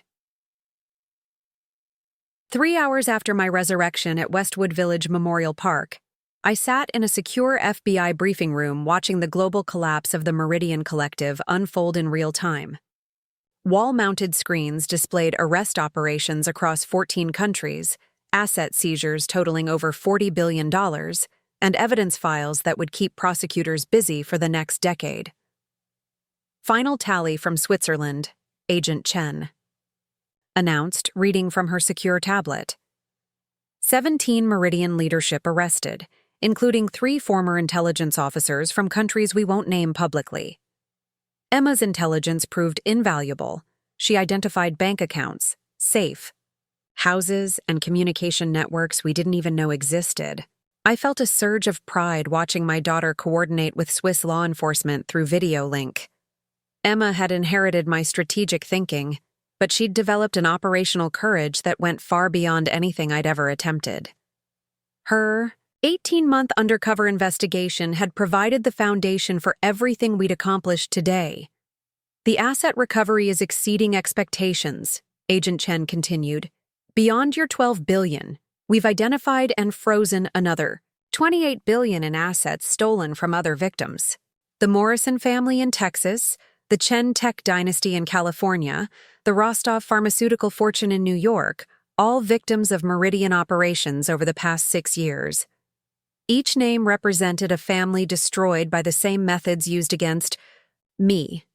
Children who'd watched their parents die in suspicious accidents. Spouses who'd been declared mentally incompetent by corrupted medical professionals. Siblings who'd been eliminated to clear inheritance paths. The scope of human suffering the Meridian Collective had caused was staggering. But what struck me most was how thoroughly they'd infiltrated American business and government. The arrest list included sitting federal judges, senior executives at Fortune 500 companies, and even staff members at agencies responsible for investigating financial crimes. The Meridian Collective hadn't just been murdering business leaders, they'd been systematically corrupting the systems designed to protect them. Dr. Steinberg is talking, Agent Chen reported, switching to domestic arrest updates. Full cooperation in exchange for protective custody. Apparently, he's more afraid of the Meridian Collective's revenge than federal prosecution. Through the briefing room's secure monitors, I watched my former psychiatrist being interviewed by federal prosecutors. The man who'd helped plot my psychiatric commitment was now detailing how the collective recruited medical professionals, legal experts, and government officials to facilitate their operations. The recruitment process was incredibly sophisticated, Dr. Steinberg was saying to his interrogators. They identify vulnerable professionals, doctors with gambling debts, lawyers facing malpractice suits, judges with family problems, and offer solutions in exchange for future cooperation. It explained how they'd been able to operate with such precision and legal protection. The Meridian Collective hadn't just been hiring criminals. They'd been manufacturing corruption throughout the systems designed to prevent exactly the crimes they were committing. My secure phone chimed with an encrypted message from Jake at Ashworth Industries headquarters. Building secured employees. Returning from protective custody. Board meeting convening to restore proper corporate governance. Patricia wants to know if the Phoenix Protocol includes automatic coffee machine resets because the electromagnetic pulse made terrible espresso. I smiled, feeling genuinely happy for the first time since this nightmare began. My people were safe, my company was secure, and Patricia was making jokes about coffee quality while managing the technical recovery of a $12 billion corporation. Some things never changed, even after resurrection. "What's the status on international prosecutions?" I asked Agent Chen, reviewing arrest statistics from multiple countries. "Unprecedented cooperation," she replied, pulling up coordination data. "Interpol, European law enforcement, Russian intelligence, Asian financial crimes units. Everyone wants a piece of this case." The Meridian Collective apparently made enemies everywhere they operated. But the international scope of prosecutions created new challenges. Marcus and Caroline would face federal charges in the United States, but their Meridian handlers were being arrested across 3 continents under different legal systems. Ensuring they all faced appropriate justice would require diplomatic coordination, on a scale rarely seen outside of war crimes tribunals. "The Swiss operation was particularly interesting," Agent Chen continued, switching to European intelligence reports. "Blackwood wasn't just managing financial transfers. He was coordinating the placement of Meridian assets in legitimate businesses throughout Europe. They were building a shadow corporate empire using stolen American wealth." The screens displayed organizational charts showing how my stolen billions had been distributed across dozens of apparently legitimate European companies. Manufacturing facilities, technology firms, pharmaceutical labs, all secretly controlled by the Meridian Collective, and funded with money stolen from murdered American business leaders. "How long would it have taken them to complete the takeover?" I asked, studying the corporate structures they'd been building. Agent Chen consulted her analysis files. Based on their operational timeline, approximately 18 months to fully integrate your assets into their European network. Another 2 years to eliminate the remaining American targets on their list. By 2027, they would have controlled a significant portion of American technological and pharmaceutical intellectual property through their European proxies. It wasn't just theft. It was economic warfare designed to transfer American innovation and wealth to foreign control. The Meridian Collective had been systematically weakening American business leadership while strengthening their own international network. My murder would have been one piece of a much larger strategy to undermine American technological supremacy. "Emma's sending updated intelligence from Zurich," Agent Chen announced, receiving new transmissions. "She's identified additional Meridian cells in Singapore, Hong Kong, and Sydney. This network was much larger than we initially understood." I watched my daughter's video briefing from Swiss law enforcement headquarters, noting how naturally she worked with international investigators. Emma had found her calling in intelligence work, using the analytical skills I'd taught her for business to expose criminal networks that operated across national boundaries. "We need to discuss your corporate situation," Agent Chen said, shifting focus to more immediate concerns. "Marcus had legal authority over your estate for 6 days. Some of his transactions may be difficult to reverse even with evidence of fraud." I pulled up the financial analysis Jake had transmitted from headquarters. "Actually, most of his transactions can be invalidated immediately. The Phoenix Protocol includes automatic fraud detection systems that flagged every transfer Marcus attempted. My legal team has been building reversal cases since the day after my supposed death.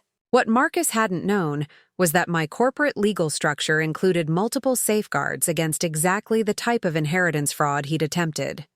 Suspicious transaction monitoring, automatic holds on large asset transfers, and legal triggers. That activated whenever unusual patterns suggested potential fraud. Every transfer Marcus made required secondary authorization that he couldn't provide, I explained, showing Agent Chen the legal frameworks. His executor authority was valid, but it was limited by fraud prevention systems he didn't understand. Essentially, he was trying to steal money that was already protected against theft.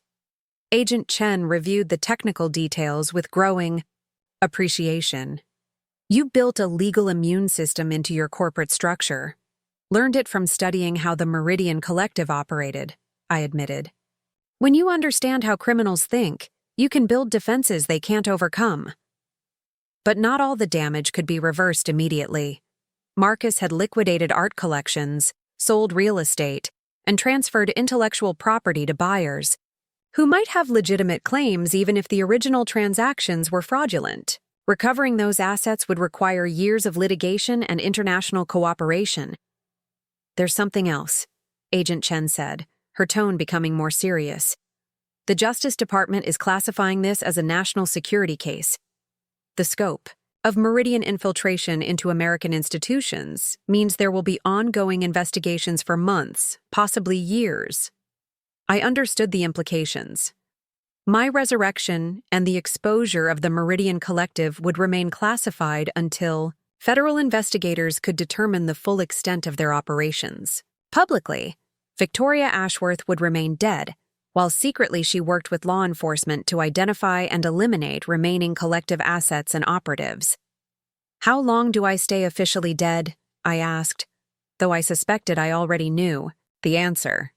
Depends on how deep the corruption goes, Agent Chen replied. We've identified Meridian assets in federal agencies, state governments, and major corporations. Until we're sure we've found everyone, your continued existence needs to remain classified. It was frustrating, but strategically sound. The Meridian Collective's revenge capabilities were unknown, and their infiltration of law enforcement meant traditional witness protection might not be sufficient. Better to let the world believe Victoria Ashworth was dead while she worked secretly to ensure justice was complete. My secure phone chimed with another message from Emma in Switzerland. Mom, I know you can't respond officially, but I wanted you to know. Grandpa left something for you in his safe deposit box. Bank records show he was investigating Caroline months before he died. He knew. My father had suspected Caroline's true nature and had been building evidence against her before his death. The realization that he'd died knowing his wife was planning to murder his daughter added another layer of tragedy to an already devastating situation. But it also meant Howard Ashworth's final gift to his family might be the evidence needed to ensure Caroline faced charges for his murder as well as the attempted murder of his daughter. My father's business instincts had been trying to protect us even as Caroline's poison was killing him. We'll need you to testify in multiple jurisdictions, Agent Chen was saying, outlining the legal requirements ahead. Federal court for the domestic conspiracy charges, international tribunals for the organized crime aspects, and civil proceedings for asset recovery. I thought about the months of legal proceedings ahead, the security requirements, the classified briefings, and the complex process of rebuilding my life and company while most of the world still believed I was dead. It would be exhausting, complicated, and probably dangerous. But it would also be justice for my father, protection for future victims, and the complete destruction of a criminal network that had operated with impunity for too long. The tech mogul in me appreciated the systemic solution to a systemic problem. There's one more thing, Agent Chen said, saving the most important update for last. The president wants to meet with you personally. Apparently, the Meridian Collective had been targeting defense contractors and technology companies critical to national security. Your Phoenix Protocol and Emma's intelligence work may have prevented a much larger catastrophe. As evening fell over Los Angeles, I stood at the secure facility's window, looking out at a city that believed Victoria Ashworth was buried in Westwood Village Memorial Park. Tomorrow would bring new challenges: testimony, asset recovery, corporate rebuilding, and the long process of ensuring the Meridian Collective's victims received justice. But tonight, for the first time in months, I felt genuinely alive. My family's betrayal had been exposed. My father's murder would be avenged, and my daughter had proven herself capable of extraordinary courage in the service of justice. The phoenix had risen from the ashes, and the people who'd tried to burn Down everything I'd built, were about to discover that some fires create more light than heat. After all, resurrection isn't just about coming back from the dead, it's about making sure the living never forget why justice matters more than money. 6 months after my resurrection, I stood in the Oval Office watching President Sarah Martinez review the final Meridian Collective prosecution reports.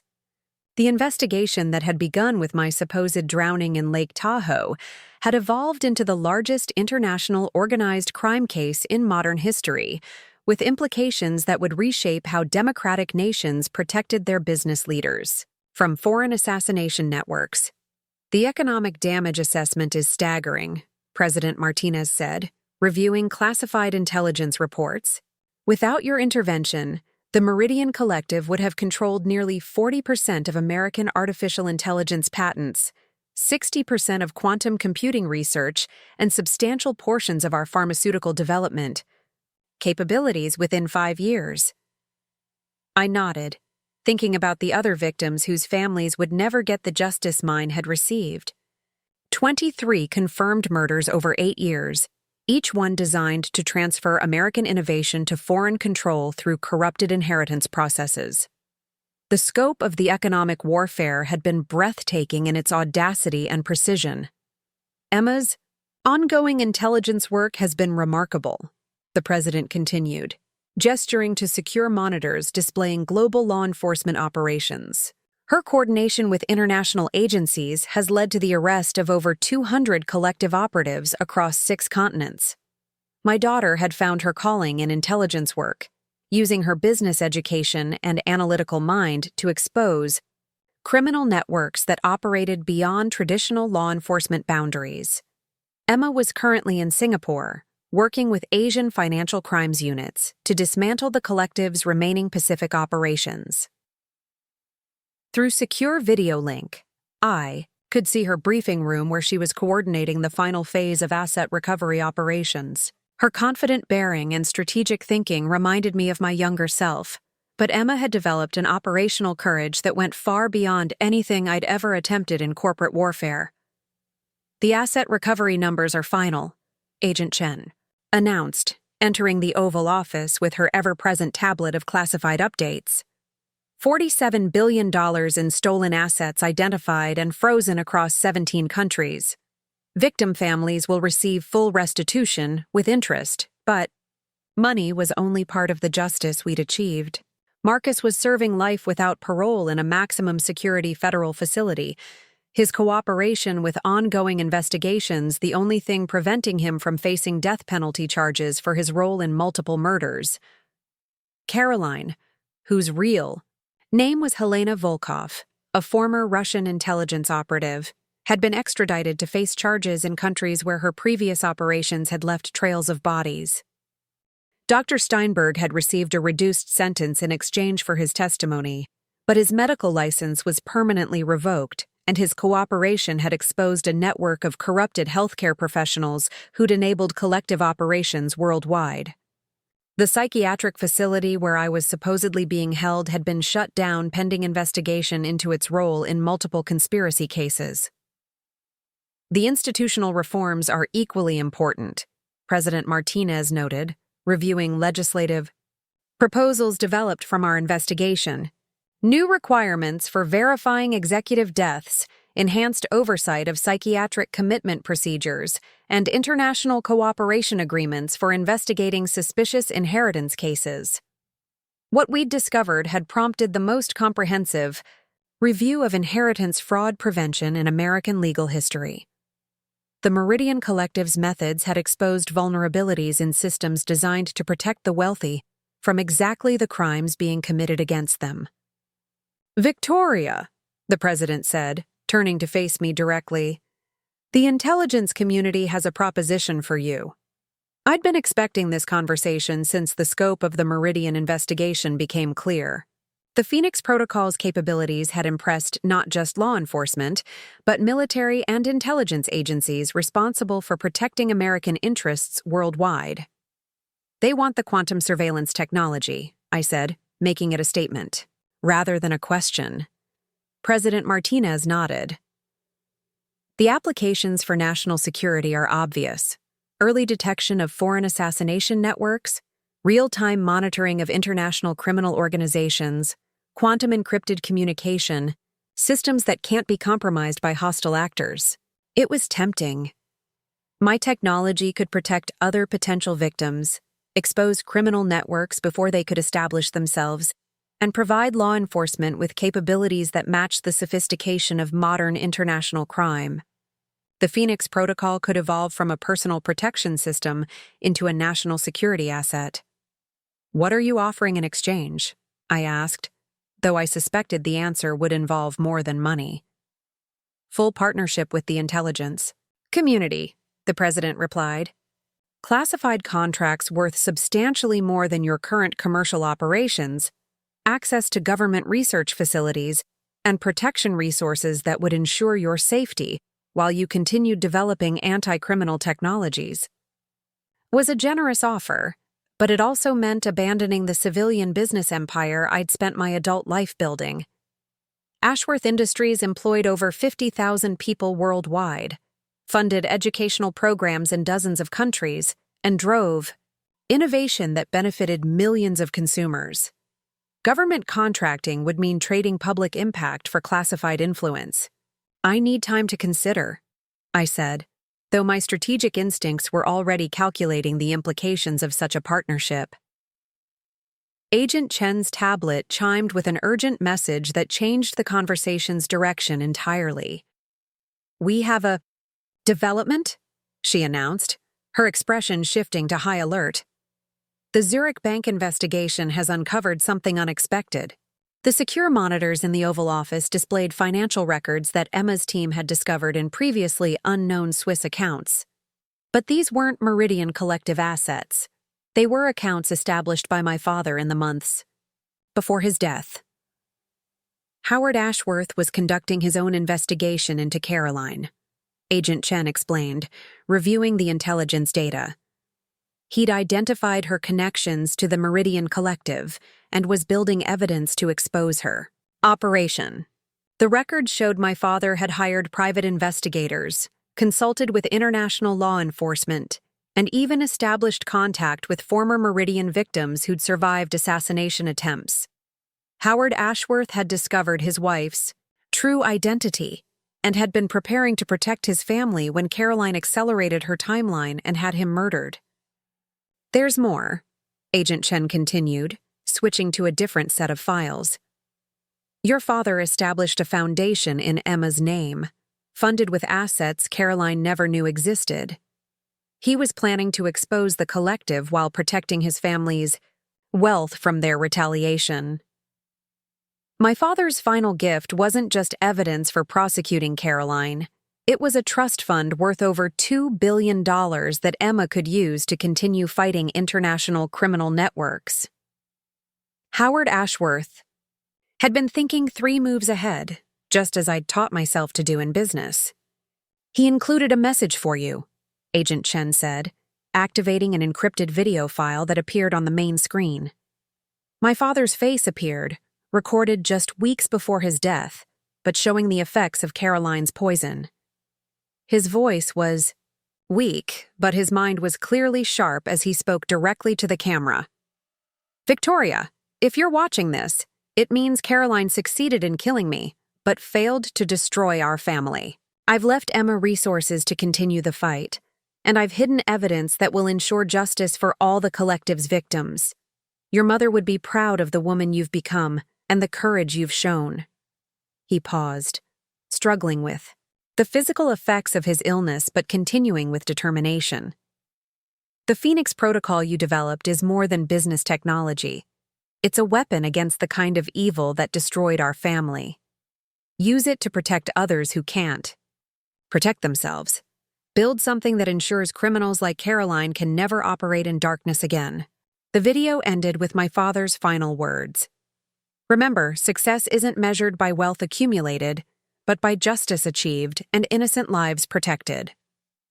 As the secure video file closed, I felt the weight of my father's expectations and the clarity of purpose that had driven every major decision of my career. The choice between government partnership and civilian business wasn't really a choice at all. It was an opportunity to honor my father's memory while protecting future victims from the criminal networks that had destroyed so many families. "I'll accept the intelligence partnership," I told President Martinez, but with conditions.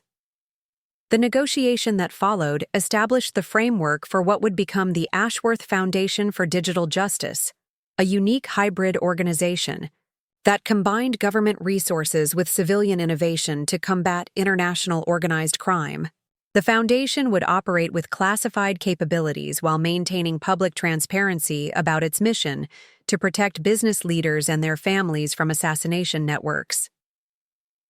Emma would direct the foundation's international operations, while I led technology development and strategic planning. Together, we would build something that honored my father's memory while ensuring the Meridian Collective's victims hadn't died in vain. "The first operation is already planned," Agent Chen announced, reviewing global intelligence reports. "We've identified a collective-style organization operating in Eastern Europe, targeting defense contractors and technology executives. The Foundation's first mission will be exposing their network before they can eliminate their next victims." 6. Months later, I stood in the rebuilt Ashworth Industries headquarters, watching news coverage of our foundation's third successful operation.